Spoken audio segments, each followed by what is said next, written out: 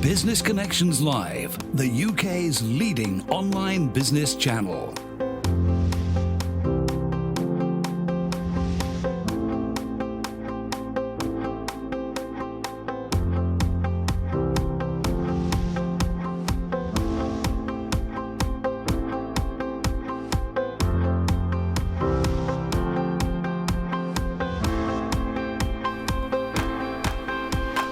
This is Business Connections Live with Steve Hyland. Hello there, welcome along. This is Business Connections Live, the program for entrepreneurs, SMEs and business owners, and it's great to have you with us today.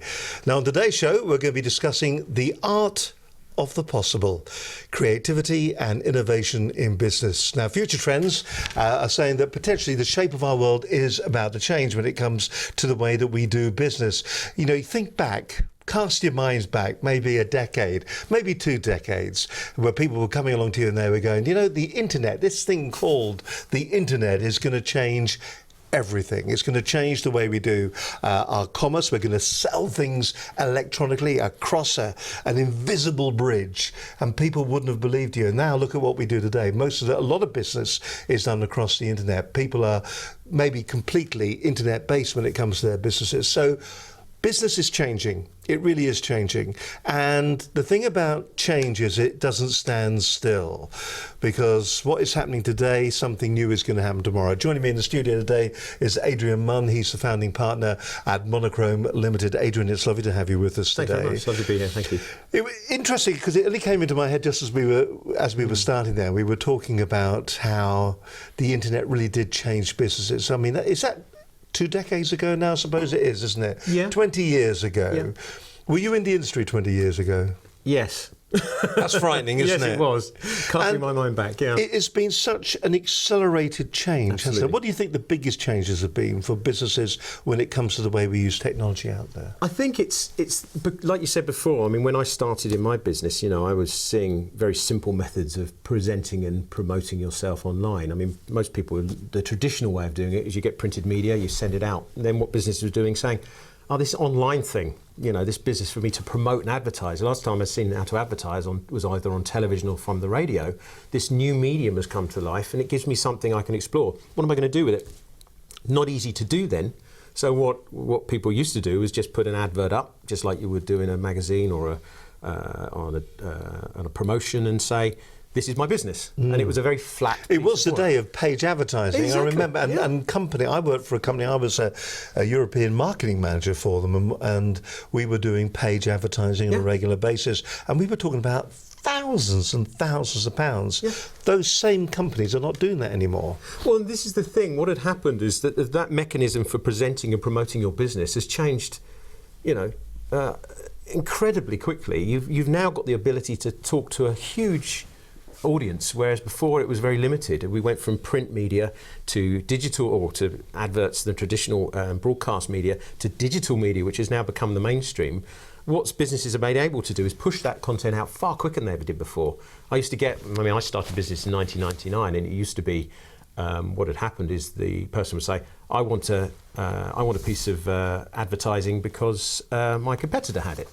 And they were doing pretty much the basic stuff. And what's happened now is you've been able to change the way in which you interact with information by, you know, putting certain things on your website, whereas before it was just a static website. Now they become more dynamic. So you could change your information on your website to meet the demands of your customer base.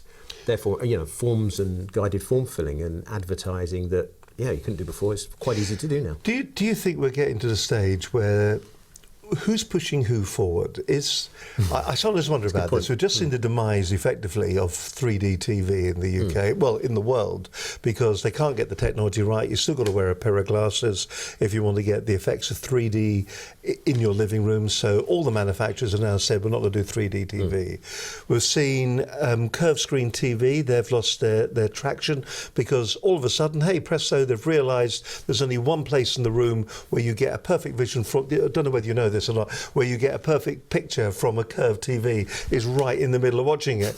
Anybody else in the room are actually getting a second-rate kind of thing. So So who's pushing who? Is the technology pushing us forward and giving us innovation that is usable, or are we fitting in with the innovations that are coming along and actually we could get by without some of it? Good old perceived benefit of use. I think companies like to explore technologies and to explore the consumer's passion or need and businesses' passions or need to adopt something. Betamax over VHS, I had a Laserdisc. Betamax. Yeah, brilliant. Better than VHS. Absolutely. Yeah. Those things are governed also by marketing, and whoever's got the most money to spend to promote. VHS won over Betamax only because VHS was promoted at a much more aggressive video rate. home system. In fact, it was never the video. Laserdisc. It was vertical helical scanning is actually what it stood for, but video home system. Exactly. and the interesting thing with technology, you talk about curved screens, you talk about 3D TV. What happened was the only barrier to entry was people putting something on their faces, which was the glasses. Right. The 3D experience was fantastic. It was very immersive. It did what it was supposed to do. But putting these glasses on, that some people made them feel sick. Passive ones were just the fact that you had to wear glasses. It's that thing that stopped. Now, if I told you that there are companies out there that are now creating televisions that allow you to watch three-dimensional TV without the need to wear glasses. Well, Philips are one of the... I remember seeing a demonstration for Philips a couple of years back in Amsterdam. That's right. That's now advanced. Matron. So, Matron. Carry on in 3D. There's a story. But the interesting thing about all that is that what happens is technology takes a stab in the dark. It tries something. Even in the 80s, we were doing things that wouldn't have been dreamt as possible, but they're trying technology. And then when they find it doesn't work, it's re-architected or re-engineered.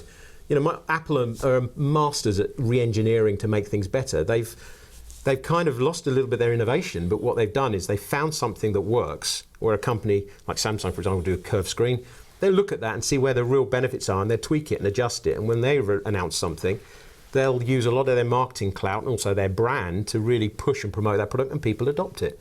When consumers adopt it and they use it, just like VHS, and when it starts to drive change because consumers are using it, then everyone else changes with it. It's really this club mentality or this pack mentality, isn't it? I mean, Apple is an interesting thing. The products, they're well built. They're beautiful to use as a great operating system. But between that and Windows, Windows is a great operating system. The products that come out there, both are very, very good. Companies adapting, changing all the time. Large, organisations like Microsoft and Apple are always inventing and trying to find new ways of doing things. I say Apple don't innovate as much as they used to. I would say that's correct. But behind the scenes, there's a lot going on with technologies they're exploring that change the way we understand our world and how we interact with it. Microsoft are no different. Google are no different. Even with Amazon and Alexa, which are voice-activated tech. Alexa, what time is it? Wait for it. Oh, there we go. What time is it? Yeah. These things are now starting to become part of the way we live our lives, and they interact. And Microsoft are doing huge amounts in innovation to look at ways, and Google and Apple and all the big boys are doing the same under the behind the scenes. But when they capture something and try it, and like you said with the 3D tech, putting it out there, at first it's cumbersome and it looks a bit weird, and virtual reality, augmented reality, you put something on your head, you think, I don't want to wear this, it's going to ruin my hair, it's going to change it's not going to make me feel right, I'm going to feel sick wearing it, I don't want to be tethered to something, or something that I'm going to have to wear that's very cumbersome. It's not going to get great adoption straight away, but it's showing what is capable. And incredible what you can do. Well, it's interesting you say that, because we've had this resistance to putting something on your head. So 3D TV for the moment, once again, will be kicked into touch until its next resurgence in a couple of years' time. Google Glass came out, and of course everybody was raving about Google Glass. Here we had a pair of spectacles, camera inside. You could actually see what was on the screen of a display, and you could do all of that. But that didn't really capture the imagination either. Technically it was fantastic, but it didn't gain that traction that it needed, did it? You've got to get the development community and the design communities and the companies, the creative industries and agencies out there to start coming and adopting and building things for these things. When there is, when a business benefit, when you see companies, organisations taking it and using it within their day-to-day activities, it slowly starts to get traction. With something like Google Glass, it was incredible that something that's sitting on my face could give me information about my environment very quickly, snapshots, pieces of information. However, was it an application looking for a place to be, do you think? I think it's what happens is, I think what companies, and I can only speculate, I'm not an expert in this field, but what I think would happen is... Funny, all the people that work for you said that. Oh, yeah, it's true. What tends to happen is that the technology is put out into the domains of the development communities and businesses and also in consumers to test the market. It doesn't always get it right first time. Google Glass was an experiment, and they proved that it works in one way, shape or form in terms of being able to send information quickly and efficiently using things that you feel comfortable with, a pair of glasses. Once that's been done, it's a reanalysis of that market and reanalysis of where they can actually get potential from it and how that can be put into devices in the future. So a lot of the technology that we see coming straight out in the marketplace is very much in developmental phase, and those companies would never say that they were consumer products. They were very much test-driven products, and you pay a lot of money for that. But once you start building these things and it proves it, then of course they reinvent, they change, they evolve, and that's what happens, it iterates. So with all technology that we've seen throughout the years, both in business and in the consumer space, it's iterated, it's evolved, and it's changed over time. And that's the exciting thing. That's why I've been, in the 18 years I've been running my business, I'm still as passionate as I've ever been because I'm always reinventing.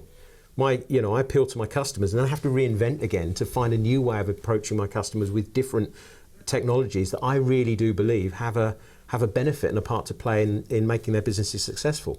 Well, what we'll do, we'll talk a little bit more about that. That's still to come. In fact, we're going to be showing you a piece of technology, and we were talking about things that you put on your head that look vaguely like glasses. Just very quickly, we're going to be looking at these. These are the Microsoft HoloGlass, Microsoft HoloLens, yes. HoloLens. So we're going to be looking at those very shortly. Can try and give you a representation of what you can see through them. That's all to come on this edition of Business Connections Live. Well, here we are. We're live on a Monday afternoon, so it's good to have an interesting guest with us, and I hope you're going to enjoy today's show. Adrian, of course, joining me from Monochrome Limited. More about that, and as I said, we are going to try and give you a representation. Very difficult, actually, with the HoloLenses, because we couldn't get a camera inside them to actually see them properly, but we'll be able to give you a representation of what they can do. And also, we're going to be talking about really the way the technology is going to drive forward. Adrian, you were telling me just very briefly, you were telling me earlier on, you worked for one organisation and somebody brought a question up within a meeting. This is what, 15, 20 years ago, and they said, what about people buying across the internet? E-commerce. And at the time, the world CEO stood up there and go, don't ask that question right now, it's never going to happen. Yeah, a bit of a closed mentality there. Bless him, I think if I'd gone back to ask him if he really wanted to change that statement, I'm sure he would sheepishly agree that it was a bit of a daft thing to say. You should never say never. And never say never. With a lot of this technology, is again, when people turn around and say, hey, wouldn't it be great if you could create a 3D image in virtual space and do what you could do on Iron Man or one of these films, and people laugh. You have to take a stop and say, really? Do you really want to sit there and think that that can't happen? It's very the only limitation is our own personal imagination. Absolutely. All right, then let's go back a week and imagine Jerry Brown. He joined us in last week's edition of the programme. He is, of course, the customer lifeguard, and he was talking about the 4 key principles for delighting your customers and transforming the fortunes of your organisation. Absolutely great show. If you missed it, here's a little recap of what happened on last week's edition of Business Connections Live.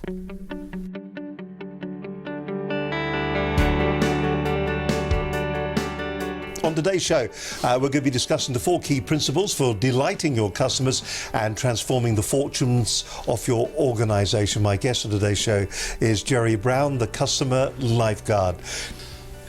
It's sort of like the issue. It's a bit of a Marmite thing to a certain extent. I think what it is that it's got better, and I think it has improved. There's no question about that. And I think a number of things have brought that into focus. I think what's happening is that people are realizing that, firstly, they don't have to accept it. And this is one of the things that I do a lot of work on, is making sure that if service is really bad, that people do something about it. There's a very interesting study done recently by the Ombudsman Service.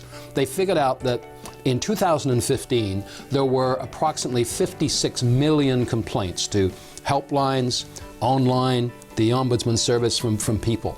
And you think, well, that's quite a lot. But then they also found out there was somewhere in the region of 70 million problems that didn't get mentioned. Nobody bothered complaining. And I think that one of the things that, and I've certainly spoken about and written about this, the fact that in Canada specifically, I've spent some time in the US, but Canada clearly I have a much better knowledge about. It's not seen as a demeaning job. Customer service is seen as something that is worthy, worthwhile, and Canadians generally are seen as decent, occasionally boring, but decent people. Customer service can be a career, and I think people and organizations, and I think this is what people like John Lewis have done. They have created an environment in which people actually want to do that. So I think that's another place you see a difference, where people actually want to be there, where you can affect people change the way that is beneficial for both customers and the employee. This is why you hear so much about the importance of employee engagement, because if they're not engaged, and I think you've seen so many figures from people like Gallup are talking about how many people are actually engaged in the company, and it's embarrassingly low. And the reason I got into this is I started to study some of the people that were getting it really well done and getting it right, and the people that weren't. And I thought, well, what's there? And I'm a pretty simple guy in many ways. And I looked at it and I thought, there seems to be some things happening here, and it came down to these four principles: culture, communication, commitment, and community. Jerry Brown, the customer lifeguard, and the reason I look at it from that perspective, I do think that if I'm not saving businesses from themselves, I'm certainly saving them to be able to do the right thing for customers. So I've always taken a great deal of interest. So I think the thing you have to look at is it's important to, as I said earlier, you must engage everyone in this from the top to the bottom. If you don't do that, from a starting perspective, if you don't begin to engage the people will call it cross-functional teams, they will call them multi-modal, whatever you want to call it, but get everyone in the business involved. That doesn't mean hundreds of people, it just means representatives from different parts of the business that can clearly tell you what's going on. Getting those people engaged and involved is critical. Secondly, look at what the customers are telling you. Some organizations do customer surveys on a very regular basis. And I'm sure we're all frustrated when somebody says to us, oh, would you mind filling out a survey at the end of the call? Well, yes, I don't mind doing it, but one of the things I wanted to make sure is if I'm going to give you information, if I'm going to help you, I want you to act on it. So make sure if you get feedback from customers, you actually do something with it and you let them know that you've done something with it, because otherwise it's just a waste of time for both parties. Thirdly, make sure that you've got the enabling technology in place. Again, this won't be a quick or easy fix, but certainly understanding where it's going wrong will help you. And as I said earlier, if you look at some of the cloud solutions that are available in the marketplace today, there's some amazing things out there that can really help you in both making it easier for your employees and your customers, but also making it easy for you to measure how well you're doing. So those are the kinds of things that we're looking at. And fourthly, I would say if you can really get to the heart of the communications with your customers, if you're not able to get the message out to your customers in terms of how best to do business with you. Give them the clues, because a lot of organizations fail miserably to communicate to them about how they can benefit from doing business with a company without really telling them how to do that. Oh yeah, they put a phone number up there and you've got a website, but there's no point in having a website in which you have a problem and then you need to contact the business. You can't do that easily and quickly. So really what it's about is making it easy for your customers. And whether you delight them by making it easy, because there's a big debate going on, should we delight them? Should we make it easy? Either way, make it easy for your customers, make them want to come back, make them want to spend more money with you. And if you do that successfully, you will be successful as a business. Jerry Brown, the customer lifeguard, there on last week's edition of Business Connections Live. Don't forget, there are over 200 hours of great business advice, all for free, in fact, on the website. Get in there quickly, get some of that information downloaded so that you can watch it and you can build your business and make it more and more successful. And if you're sitting there thinking to yourself, I'm really enjoying the programs, but I would love a show like this, perhaps for your own organization. Well, why don't you contact us here at Business Connections Live? If you're involved in employee communications, if you're involved involved in business-to-business communications. Maybe you're sending out a newsletter at the moment and you're thinking to yourself, I'll send out my newsletter because people like reading. Turn your readers into viewers. Engage them. Everything these days is all about engagement. We hear a lot of these tales from a lot of the PR and marketing agencies saying everything's got to be 40 seconds long because people don't have the engagement anymore. Last night, I watched a film. It went on for 2 hours. I didn't get bored. I was engaged. Well, how about making your content more engaging? That way people will watch for longer and you'll get more of your message over. Listen, don't sit back on that. If your message cannot engage somebody for longer than a minute and a half, are you telling them the right message? Do you want to have a chat with us? It's dead easy. You can drop us an email here at studio@businessconnectionslive.com. If you want, you can have a chat. We like the telephone. We're not shy when it comes to picking up the dog and bone. It is 01784 256 777. That's our telephone number. Speak to either myself or Linda Bazant, and we'll talk you through the process that you need to go through. We'll give you some ideas as well. We're very open with our ideas. We're of the opinion you can tell everybody exactly how to do everything. 99.999% of them will do nothing with that information. Long pause. Is that you? If you want to follow our train of consciousness, then all you've got to do is follow us on Twitter at BCL Business TV. Don't forget, you can watch us on Facebook as well, on Facebook Live. We're live on that every Monday as well. And don't forget all the other places. iTunes, phenomenal downloads. There are thousands of people downloading the program each and every week on iTunes. You can watch us on Roku. If you're in the States at the moment watching us on Roku, thank you very much, on our Roku channel there. If you're listening to us on Blueberry, on Stitcher, it's great to have your company with us as always. We're live every Monday. Watch the live show, get involved, leave your comments, your reaction, and your views as well on any of the forums that are there, and we will come back to you. So make certain you do all of that. I've told you to do it, so make certain you do. You're watching Business Connections Live, and it's good to have you with us. We're live today. Joining me in the studio is Adrian Munn. He is the founding partner at Monochrome Limited. They are delivering digital solutions that work. When people think about digital agencies, I think, what does that mean? Well, we'll talk just briefly about the agency. What are you delivering? Are you okay there? Yeah, look on. Yeah, not just choking. My throat, long talk. When people turn up, what are they expecting from you? Are they expecting innovation and technology? Are they expecting a website? Are they looking at ways to do e-commerce? What are they looking for when they talk to you? I guess it's painting a bit of a bigger picture about what they want to achieve, what their long-term goals are. So a lot of customers come to us with a preconception about what they want, and what we do is try and remove that and just say, let's just explore, what is achievable, what we could do, what we can deliver for you. Let's take the brakes off on terms of the budget for a minute. I know it's important. It's always important. Live the dream for a second. Live the dream. Let's just paint that picture. Where do you want to go with this? What do you want it to do for your business? And what we try and do is guide them into understanding long-term objectives, where they would like that piece of work that's going to be done, that digital piece of work, whether it be an application or whether it be a piece of a website, how they want it to engage with their customers, what the perceived benefit of use is going to be. Once we've done that, that could be quite a significant cost, of course. What we've got to do is manage that by breaking that down into what are called iterations or pieces of work.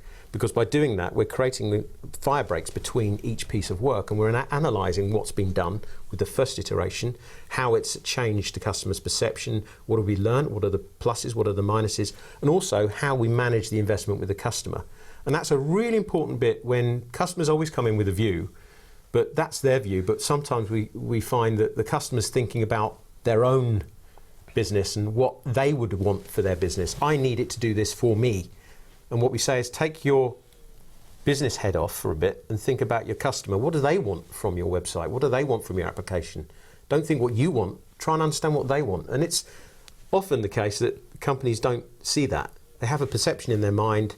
They have to deliver on a certain piece of work. Therefore, they need it done this way. So let me have a little bit of clarity then. So are we talking about smart websites? Are we talking about interactive applications for smartphones and smart technology? Are we talking about clever point of sale material? What are we, you know, Okay. for instance, what are the key foundations then that businesses will ask you for? Okay, so it would be, for example, they would want a website. They want it to be built for their customers. They would want an application to work in both types of either business app or web application to generate revenue for their customers.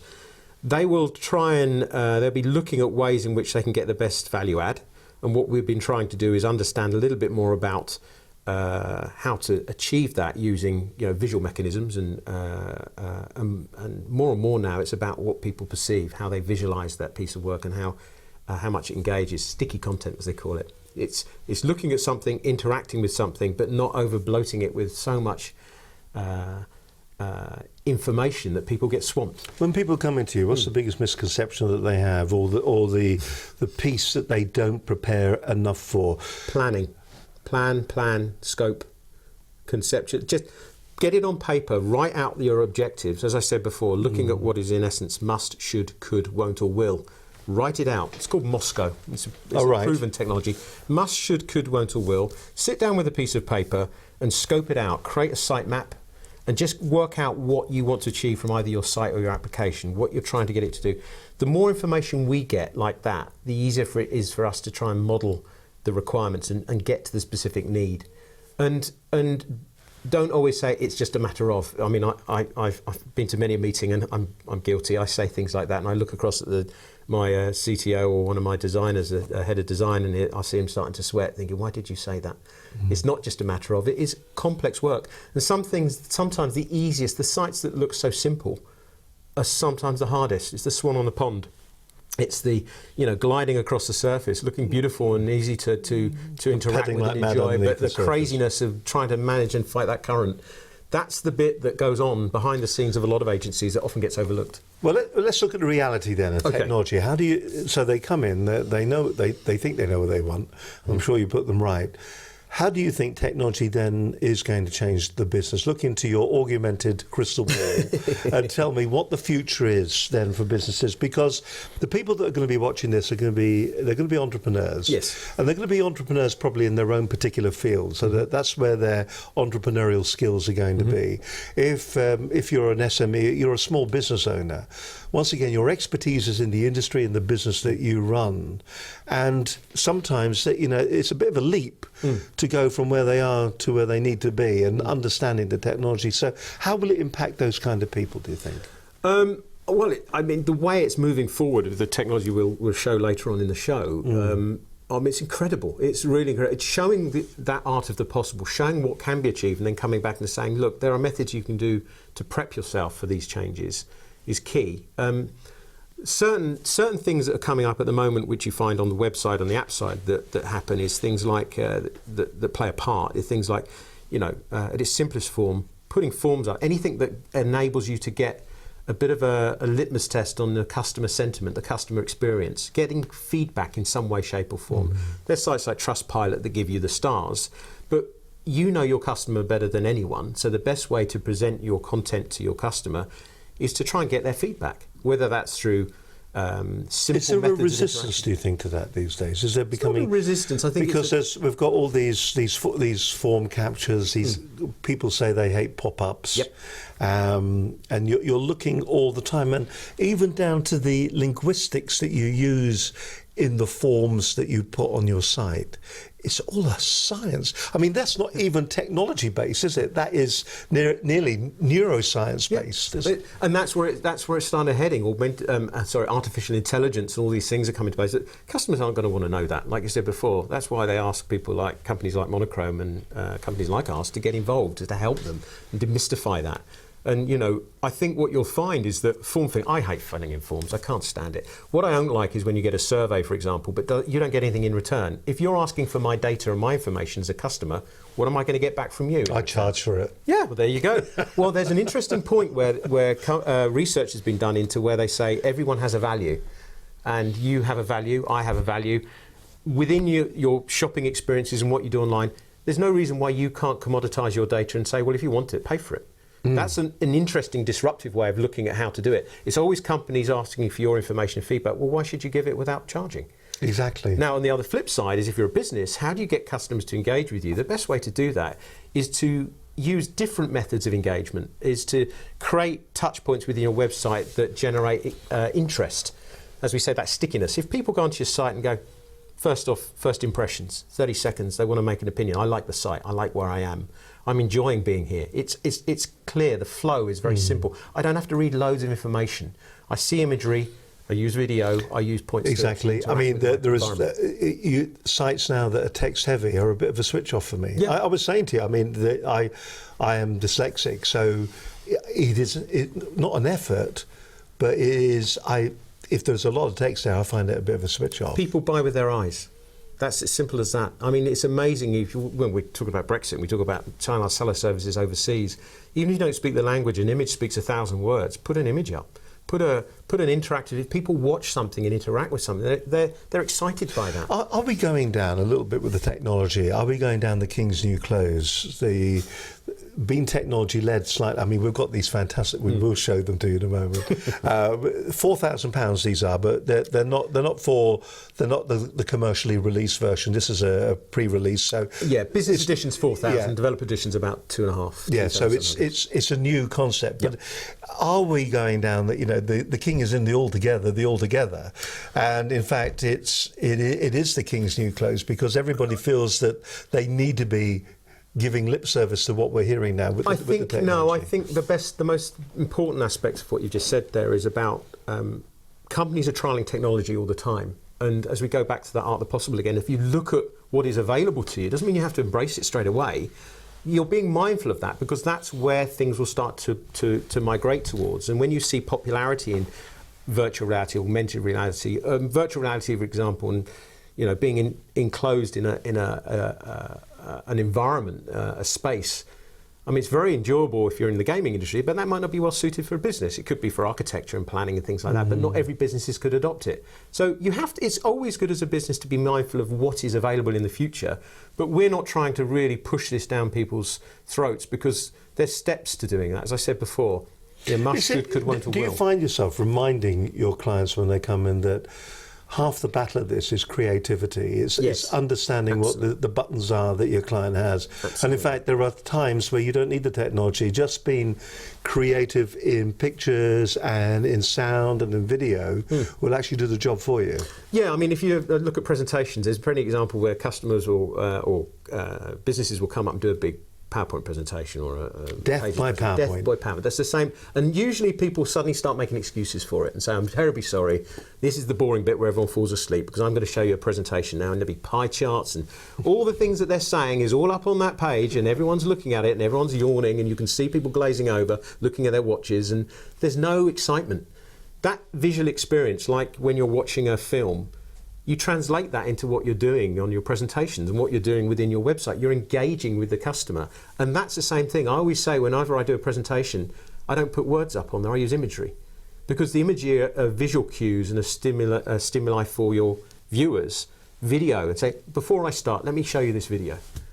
People are going to watch it and then go, I like that. Then you lead in with the information that starts to excite you. Now, if you then translate that into a website and you start going, I like being here, I get enough information, not too much, but enough to make me get it. I know what you do. I know what you can offer me.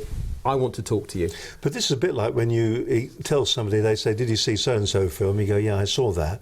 Was it any good? Yes, it was. And the best bit was this, and this, because you will highlight the bits that you were truly engaged with. And surely every visual presentation, in fact, every presentation you do should be a little bit like that. Listen, more from Adrian Munn in just a moment, founding partner at Monochrome Limited. Absolutely fascinating insight into the way that technology is moving us forward. And if you're looking at your website today and you're thinking to yourself, well, actually, my website is fundamentally boring.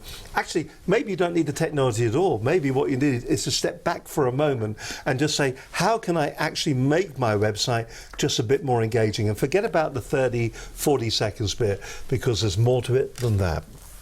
You're watching Business Connections Live. We're live here on a Monday at lunchtime, and we've still got the hologlass to come. I tell you what, we'll do that next. We'll do that in just a few moments' time. But there's been a lot of technology that's come and it's gone, or it's become mundane, or it's become, you have this huge excitement initially, and then it kind of peters away a bit. The one piece of technology that did come along, of course, was Periscope for business. A lot of businesses were using Periscope, and we have different entrepreneurs that come on the program, and they stand there, and before we start the show, they'll go on their Periscope feed. Where are we with Periscope, do you think, at the moment? Oh, that's a good one. I don't use it personally, but I mean, there's a space for it. It's. Do you use Snapchat? No, my daughter uses Snapchat. I'm getting to that point in my life wouldn't you wish you'd had a few shares in that? Do you know what interesting? Oh boy, yes. I wish I was in my 20s selling Snapchat for billions. I mean, it's a nice dream. I can't reverse time, unfortunately. My daughter's a prime example of that. And I was saying this just outside in the green room. What's quite funny is when kids used to wear jeans, and when they found their parents wearing jeans, they didn't wear jeans anymore because it wasn't cool. Kids will use Facebook, interacting with Facebook. As soon as the parents and all the adults got involved in Facebook, they need something else. That's right. They're always looking at something that gives them some edge. Some club, an edge, a bit of autonomy away from parents, and they don't like it when us adults interfere. And Snapchat was a natural progression. Although what's happening is now marketing and agencies and businesses are starting to see it, and then businesses are using Snapchat and things like Periscope, and it's funny that they start to become the mainstream, and that's when the younger audience start to move on and migrate into different tools and different technologies and move on to other things. And I think as business owners, what you've got to do is you've got to keep your mind open. This technology comes along. We often have experts that come on the program, and what they say is, pick a technology, pick any technology, and then be an expert in it. Use it properly. For instance, you don't have to be on every social media platform. Be on a couple of the social media platforms, but do it properly. And by the way, we are looking at the moment at doing a review on the latest changes to LinkedIn to give you the latest update on that. I must admit, personally, at the moment, I'm a premium user of LinkedIn, and I actually don't like what they've done to it. I'm finding the interface a little bit confusing. I don't like the fact that they've taken away some of the advanced searches. So Microsoft, if you give a damn, you bring that back, please. Thank you very much indeed. And while they've made... The danger here is that I just hope it doesn't happen, that they don't throw the baby out with the bathwater on this one. That it looks nice. I think what I don't like is the stuff that's coming. You may have read this as well. What's coming out of Microsoft and their press office? The people that went premium, the reason they did that is that they wanted things like the advanced search. Do not try to kid us by coming along and writing in your press releases that you've done us a favour by taking advanced search away. You haven't. What you've done is you've taken it away. And how's that going to affect businesses that are using it for business prospecting? So, there's a program that's coming along. We're working on that at the moment because we've got to have 100% right. We're going to be looking at LinkedIn Navigator as well. I think it's just a money spinning exercise. 50 quid if you want to be a premium member, 70 quid if you want all the features that you used to have on premium. Microsoft, smell the coffee, because you could end up having an issue there. And you were seeing how social media platforms go up in favour. It only takes someone else to come along, and all of a sudden you'd find yourself out there having spent a lot of money. And I know you've got to monetize it, but don't stitch up your users. Anyway, talking about technology, listen, me having a bit of a protest there. We had Peter Stewart. He was on Business Connections Live number 96. This is going back a bit, actually. August 2015 he was with us.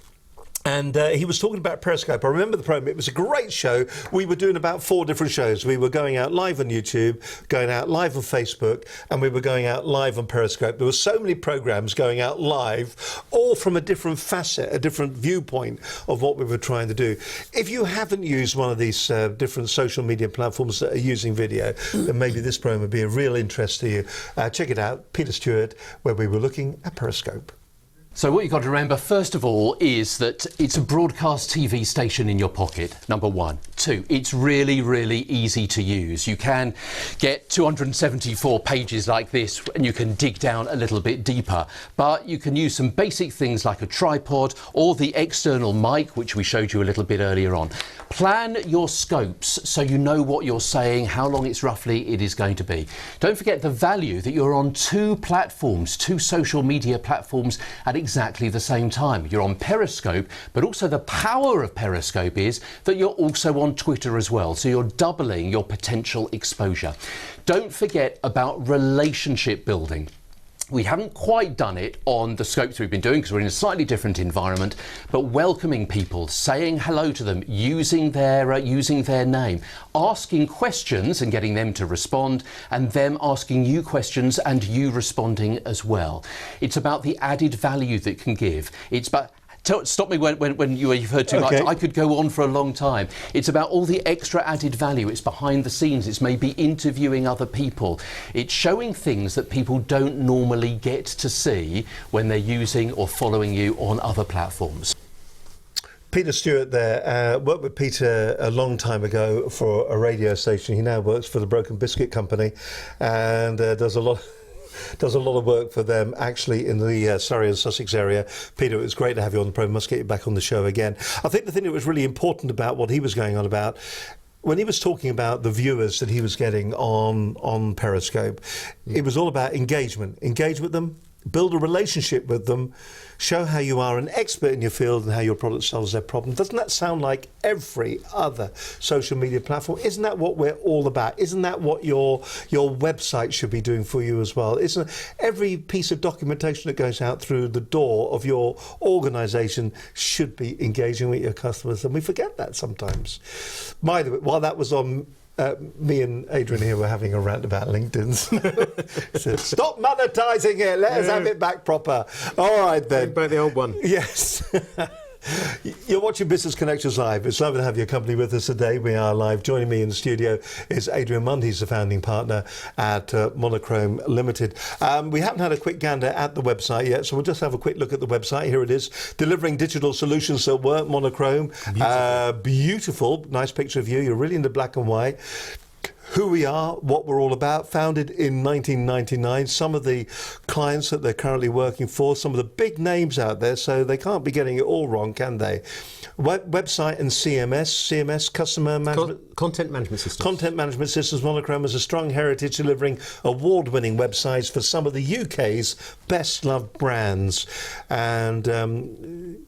Lovely picture of Paul. You went out there deliberately, got quite a lot of ugly people to work for you. I never tell him that. Paul Dobbers there. He's probably watching. Yeah, he'll be on this. Head of I'll wait for him to ring in. Kentico. And Net. Applications and apps that you do as well. So it is a full service. Ruby on the Rails, I like that. There's Simon Elgar. So a lot of great information. If you want to find out more about Monochrome, just go to their website at monochrome.co.uk. Just a quick bit of advice for people that are watching right now. That says landing on the front of it, landing page. How many landing pages do you have on your website? Should we have them? Oh, gosh. Landing pages have a place. I mean, I think that's where I would like to get my CTO on, and he'll talk to you about landing pages, because we often have these debates and conversations about how many you should have. It all depends on what you're trying to show and how beneficial they're going to be. I've had, we're actually going through, this is iteration, 1999, it's been going on a bit. We've been going through quite a few changes with our site, and again, we're always adapting and changing. Our new site, which is coming up soon, we're looking at certain touch points within our business, so those landing pages will play a part in that. It's difficult to say depending on the size of the site. I wouldn't go overboard.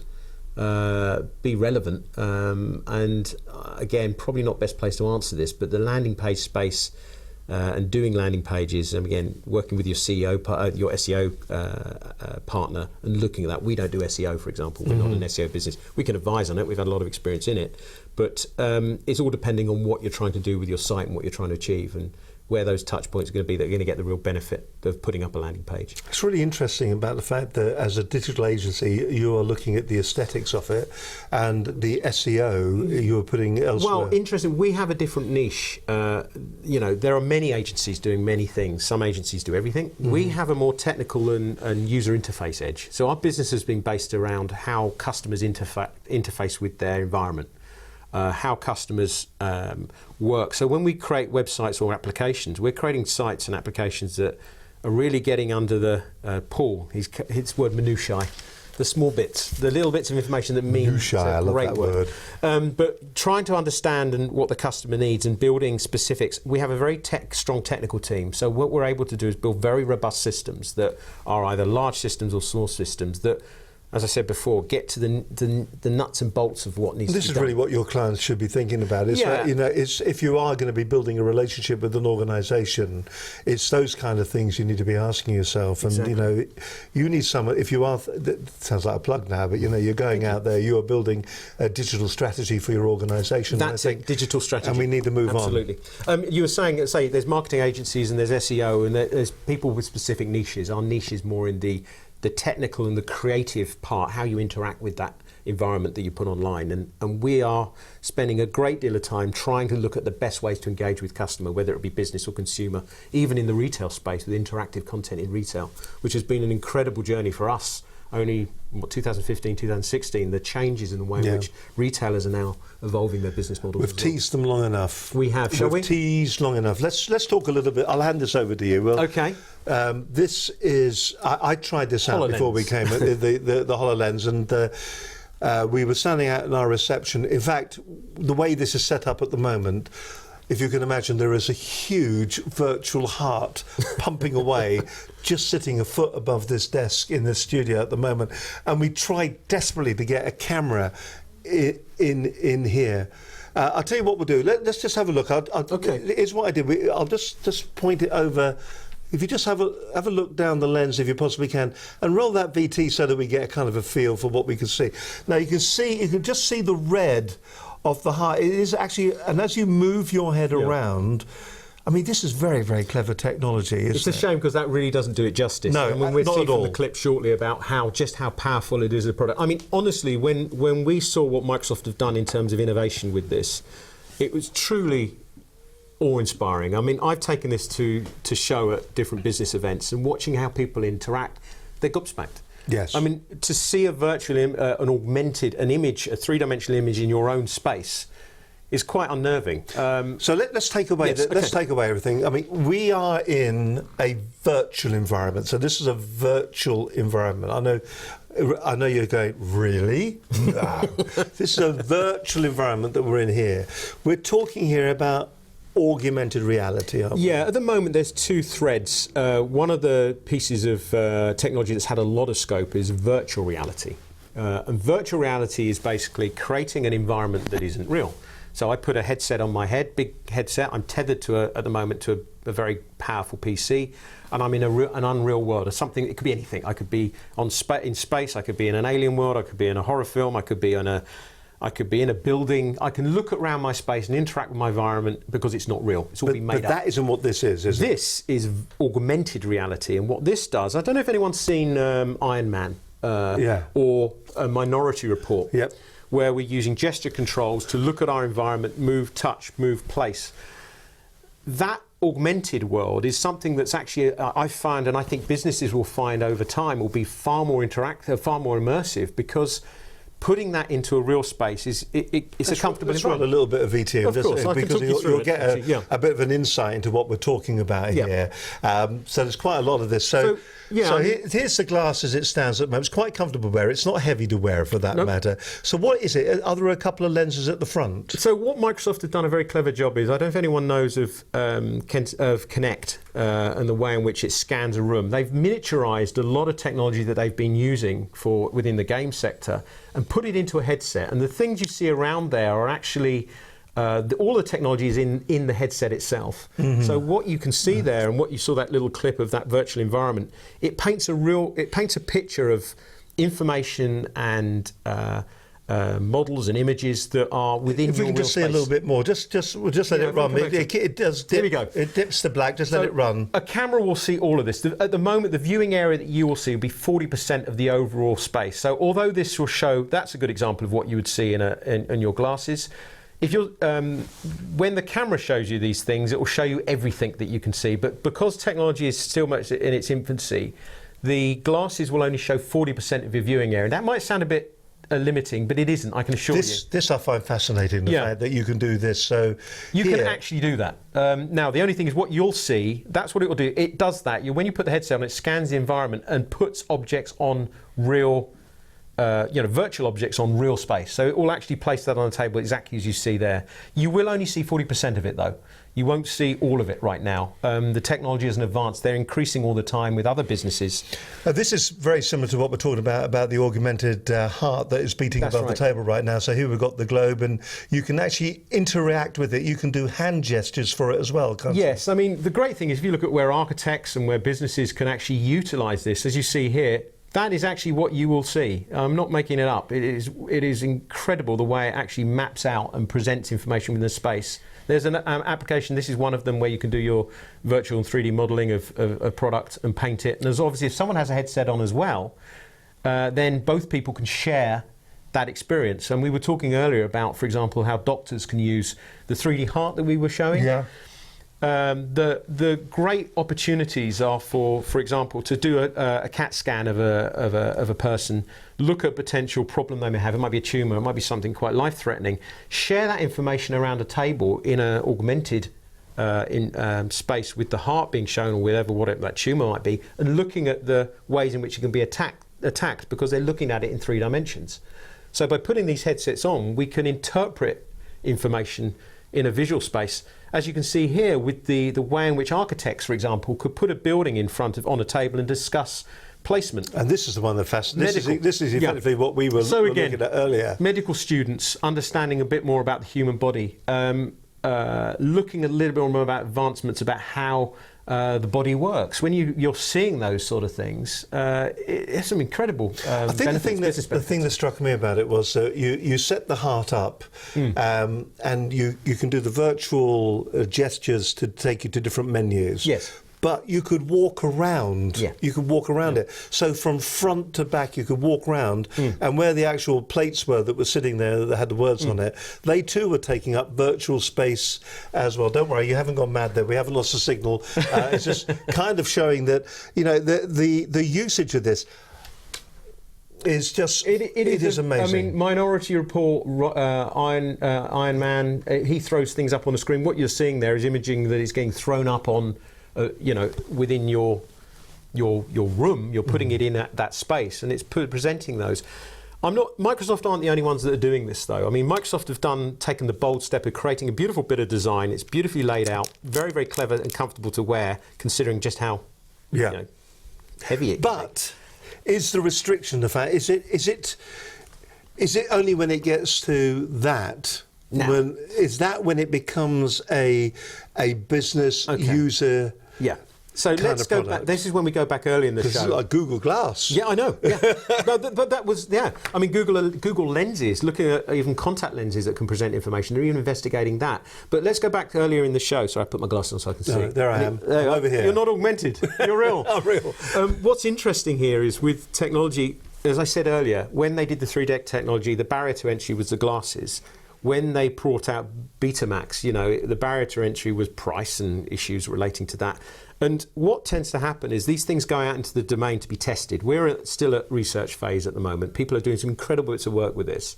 But Apple are looking at augmented reality. Google would look at augmented reality. There are businesses looking at glass tech that is similar to Microsoft. And Microsoft have actually, pointed out that sometimes that, they may not have a need to create these headsets. They create the underlying technology and prove the case, and they create what are called holographs, and the capability of using Microsoft information and or Microsoft services to build these for other tech.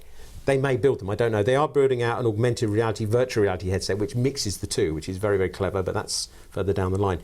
But they will start to find their way into mainstream as they get miniaturized. Once we start seeing these things put into slightly heavier glasses. And as with any tech, you remember, you and I, I'm sure, remember in the 1980s where, when the phone came out, it was a breeze block on top, and you had to carry pretty much a giant briefcase next to you to get 30 minutes of airtime at a stupid price.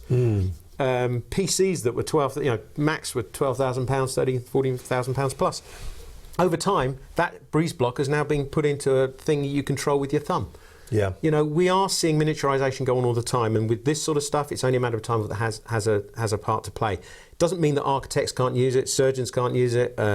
All sorts of businesses can take advantage of what already exists. It just means to get into mainstream, it's got to be cheaper. And it's got to be smaller. Listen, hold that thought just for a moment there. Actually, when I think back to it, I started working in the computer industry 1,000 years ago. The first machine that I used to work on, I'm not as old as the machine was. It was an abacus. Somebody said an abacus, you were horrible. My mainframe's broken and all the beats have fallen off. It wasn't the abacus. It was a Marconi Elliott 803. You'll find those actually if you go to the National Computer Museum, if you go up to there. And the 803, 40-bit word, and the 40-bit word, it used 35mm film, oxide on it for the tape storage, and it had a massive 8K of memory, and it filled a room. It was just wonderful, and I could fix them. I knew how it worked. You could with your meter, you could stick a meter on a point, and you would see the bits going by. That's how slow it was. It's fantastic. Anyway, listen, more about that at another time. You're watching Business Connections Live. And it's lovely to have your company in the studio today. Adrian Munn, hope you're finding it really interesting, a bit different today, the programme. He is the founding partner at Monochrome Limited. One of the things that really is impressing is at the moment the number of downloads that we're getting on iTunes. Thank you very much indeed. Thousands of you are downloading now on a monthly basis, so hurrah for that. Now, don't forget, if you do download and you do watch one of the programs on iTunes, please do leave a review, because your review will encourage other people to watch the programme, and we want to do that. Simply go to our website. You'll find a button that allows you to view the programs in iTunes. Click on that. That's going to take you to this page in iTunes where you can leave your ratings and reviews. Click on that. That'll then take you down to this bit here where it says write a review. Write something wonderful like Steve's great, love his hair, he's got lovely blue eyes, and I'm going to give him a 5-star review. If you do that, that will encourage. Write something serious about the program. Just tell them how useful you found it. Remember, there are over 200 hours of free business advice sitting on our website at businessconnectionslive.com, and on iTunes, every program that we do is uploaded that week, and you can download it, and then you can take it with you on the train. You can take it with you when you go traveling. And when you look at a program like this, if you knew nothing about Microsoft HoloLens before the program, now at least you are going to have a bit of an insight. This is breaking technology. That's what this program is all about. It's about how to do business better, how to grow your business, how to be more successful. It's how to use the different tools that are out there like LinkedIn, Facebook. It's about the technology. It's about how to get funding. It's about sales technique. We talk about sales technique. It's about all those different things. So, take the programs with you. Tell other people if you find them useful, and tell other people if you don't find them useful. But just leave a comment, because any interaction is better than no interaction. And you could be helping a colleague in the future grow their business and make it successful, and they'll put it all down to you. So please do that and go along to our iTunes page. You're watching Business Connections Live. We're rapidly approaching the end. We're in the last segment right now.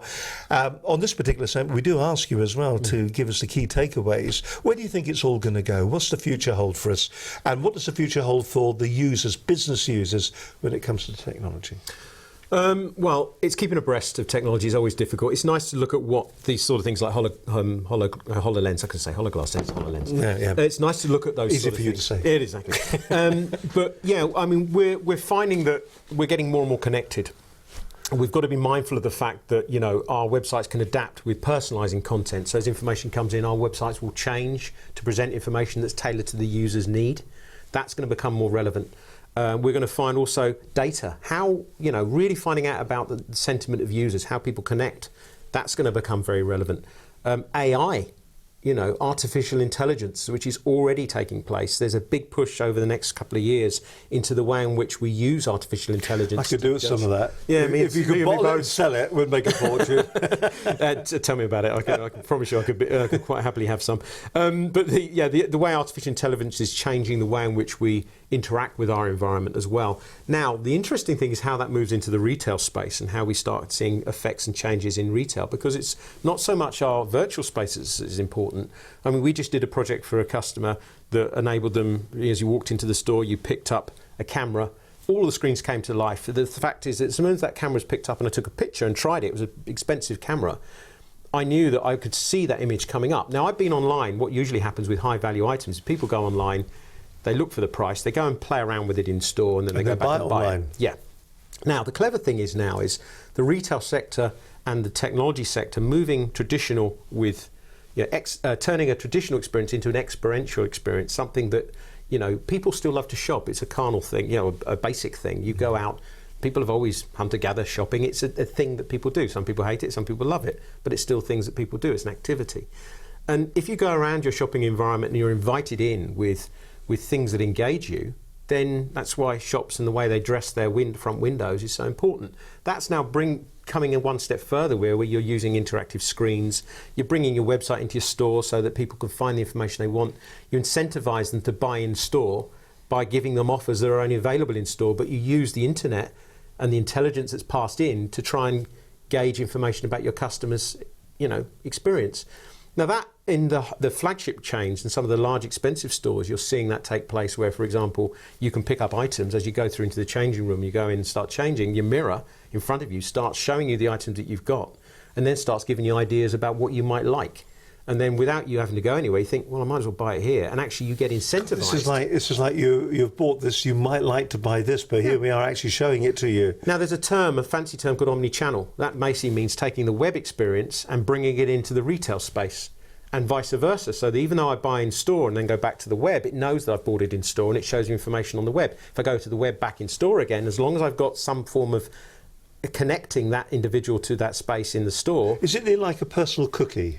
Yeah, best way of looking at it. It's a little passport of your information that you're allowed to, you want to share, that makes your experience both in the store better than it just would be online. That means that the high value items that people used to buy online are now being bought in store. When we did our project, the camera that was picked up, of course, because the retailer is actually getting real footfall, he can see through the data, and we create a dashboard that he can see just what's happening within his business and how many people are buying from certain parts where this display is. That means that he can then get his staff and the shop staff to become more empowered because they're now actually becoming real salespeople. That person's been on that with that camera for 5 minutes.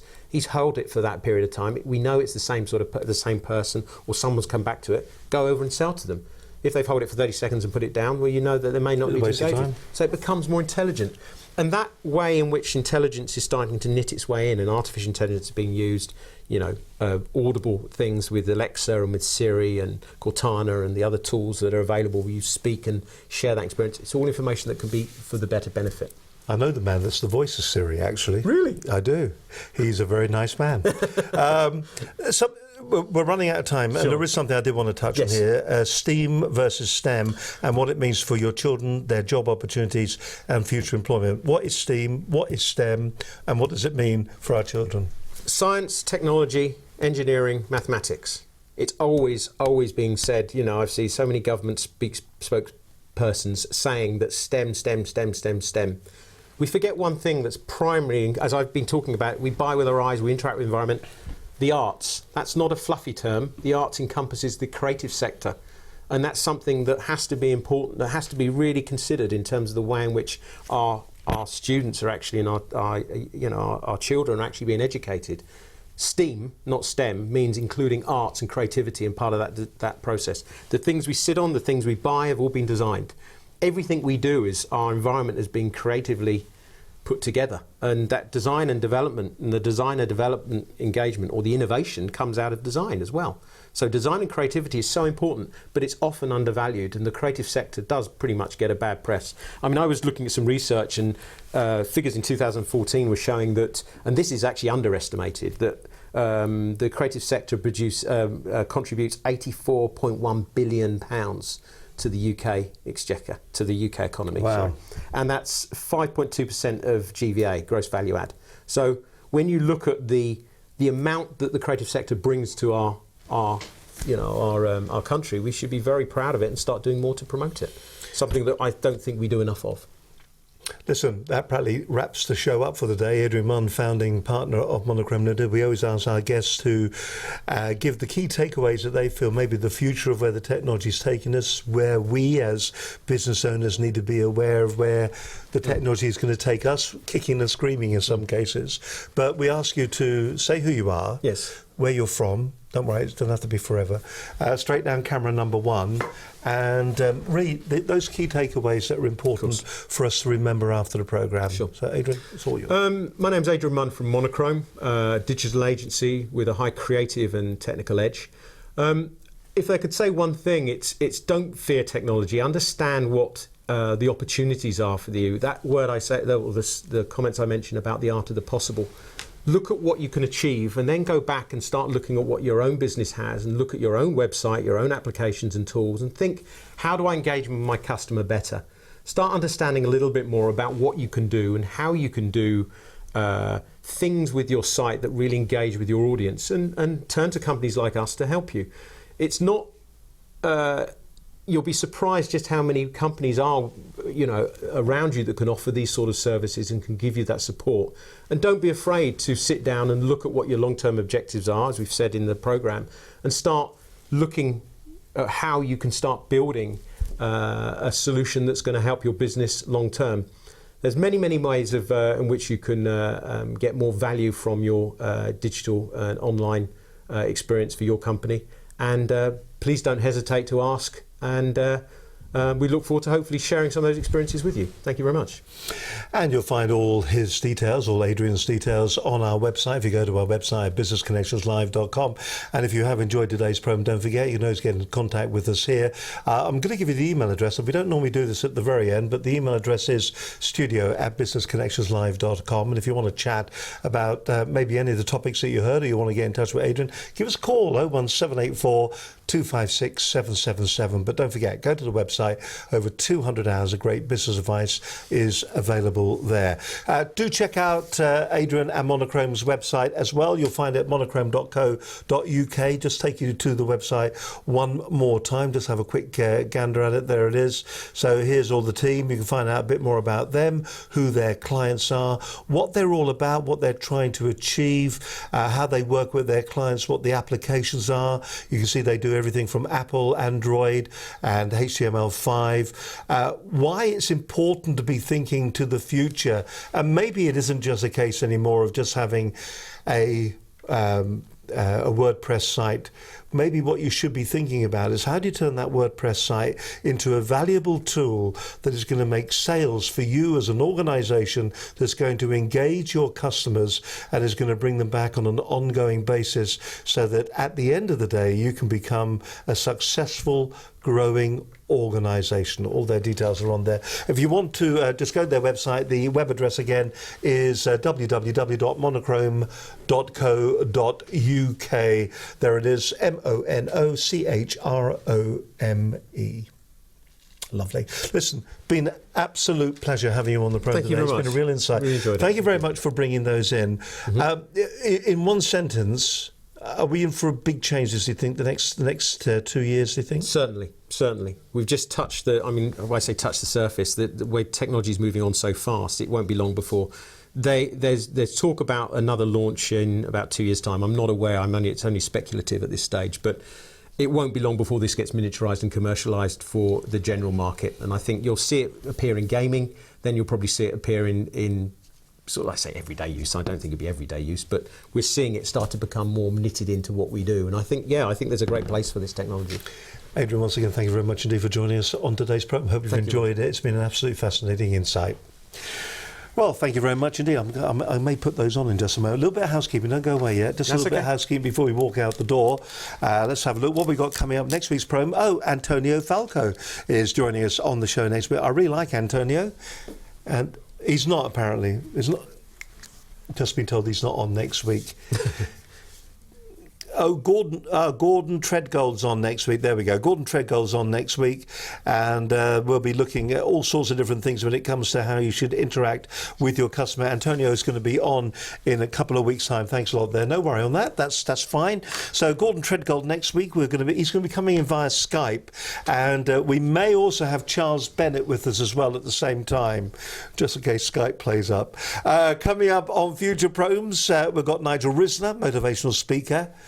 The Bulldog, as he's sometimes called. Put your prices up. 10%, that's it. Doesn't matter what you're doing, doesn't matter what you're charging. Put your prices up. Deborah Hume, she doesn't speak like that. Ali Crump, AA Drive Tech, she's going to be joining us to tell us what you should be doing with your fleet operatives. Jackie Jarvis will be joining us here. And also the fabulous Warren Knight's going to be coming in on the programme as well. He's all over LinkedIn at the moment. LinkedIn, we'll be doing that programme on that very shortly. But listen, from Adrian Munn and myself, Steve Hyland, have a fantastic week until we do it live again at midday next Monday. Bye for now. Bye-bye.